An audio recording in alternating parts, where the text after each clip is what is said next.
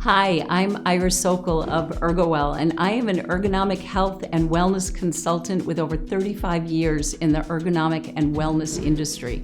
I am here with the Newtral Chair Company to share with you ergonomic tips to help make you more comfortable at your workstation and, more important, to help prevent unnecessary injuries from occurring. The Newtral Chair Company is dedicated to helping you with your ergonomic health and wellness. You can prevent muscular tension and aches and pains that build up during the day, as well as prevent injuries by making simple changes to your workstation and to your posture. I'm going to show you how to easily incorporate changes to your workstation setup, as well as how you can be more proactive about your ergonomic health. So I hope you'll join us for our ergonomic tips series, and let's get started.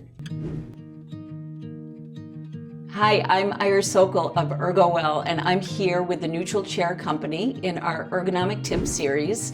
And in today's series, I'm going to talk about keying and mousing. Neutral position for our arms are hanging by our sides with our palms facing inward.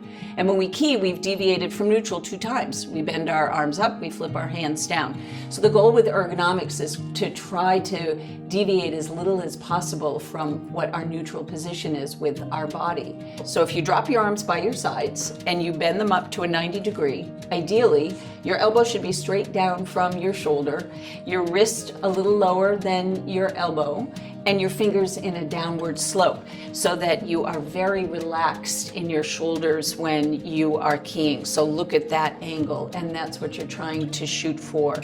If you have a keyboard that has legs on the back, you want those legs down because the goal is to have our wrists in as neutral position as possible. You never want to have any flexion in your wrists, or you should never see wrinkling.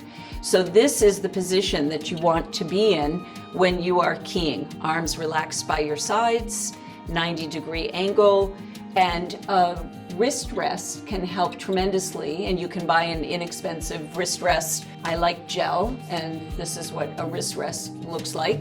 That can really help. If you see the wrist rest that I have, it helps to keep my wrists in a neutral position. The rules with keying is for every 20 minutes of consistent keying, you want your hands off of the keyboard for just 1 to 2 minutes and do an alternative task. Because what you're doing with that is trying to break up the repetitiveness of just sitting down at your keyboard and keying for hours on end, which we can do if we're not paying attention. Now, when you're mousing, you want to be in what's called the V space. So the V space is when your elbows are touching your sides.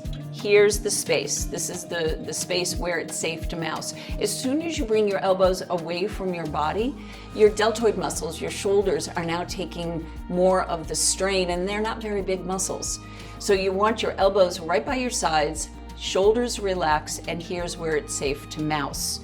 I'm a big proponent of using a wireless mouse and learning how to alternate sides. And a lot of people, when I say this, roll their eyes or think that they can't do it, but you can train your body to mouse with both hands. Just takes time and practice. You can start by 15 minutes at a time, mousing on your right side, then your left side, or an hour, whatever works for you. But eventually it will feel natural, and what you're doing with that is preventing the constant repetitive movement of mousing with just one side of your body. A great exercise that you can do for your hands, a nice warm-up exercise before you start your day, is you can just pretend you're washing your hands, and this generates heat in your hands, and then you can make a fist and roll your fingers out one at a time, really emphasizing spreading your fingers as much as possible, and then bring them back in. It's harder than it looks. Your pinky, your ring finger, middle finger, pointer, and then your thumb. So do that a few times, and that helps to warm up your hands, keep them limber. Another great exercise you can do is to hold on to your fingers and just gently press the heel of your hand forward, and that gives you a nice stretch under the arm, and then you can reverse that and do the same thing on the other side. These are just great stretches that you can do to start your day, warm up your hands. And then I like to end with just circling my wrists in both directions, and then just making a fist and just spreading my fingers.